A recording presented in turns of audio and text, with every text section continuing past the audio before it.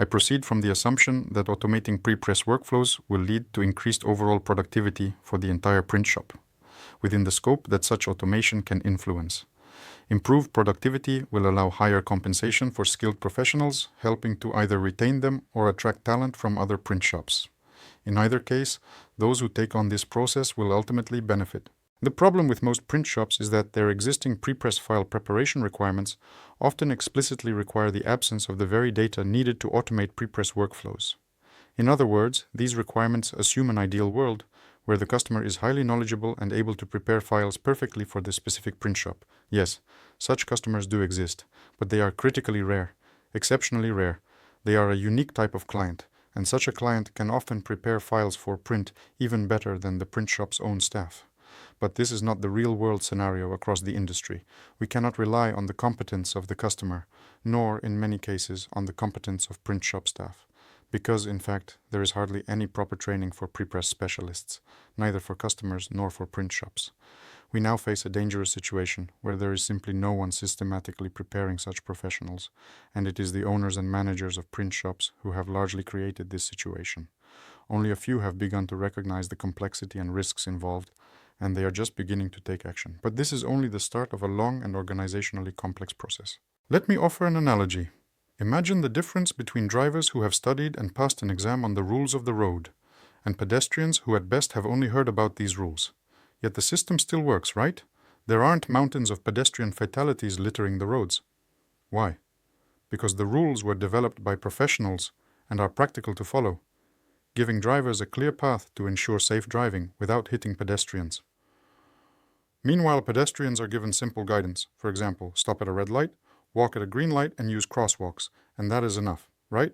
But what do many poorly informed print shop managers believe? They assume that prepress file preparation requirements will not be read anyway, so the content doesn't really matter in practice. Unfortunately, most such documents have one thing in common: they explicitly prohibit the inclusion of ICC profiles. In my opinion, this is an act of self-sabotage, harming the print shop's own interests first and foremost. What can be done right now? Include in the file itself information about how the file was created. If it was created correctly, this information will simply confirm that fact. If it was not created correctly, this information will make it clear how to fix the issues quickly and with minimal effort, often with just a click of the mouse. Sounds fantastic?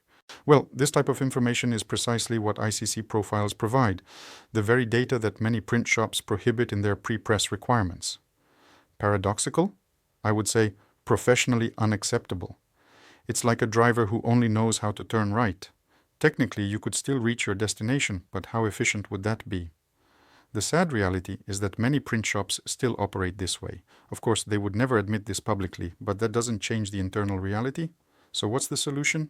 Embed, within the design files, the very ICC profiles that are currently prohibited. PDFX format enables this, and it's completely free. ICC profiles allow us to understand the most important thing: what color the client intended to produce in their design. Even if they made mistakes in their color management workflow, the situation is easily and quickly correctable. Now a few words about the pedestrian rules, meaning the rules for customers. PDFX was specifically created as an exchange format for digital documents prepared for printing. The X signifies that the file is intended for printing in a professional print shop, whether analog or digital, and all the necessary information for analysis and potential corrections is embedded within the file.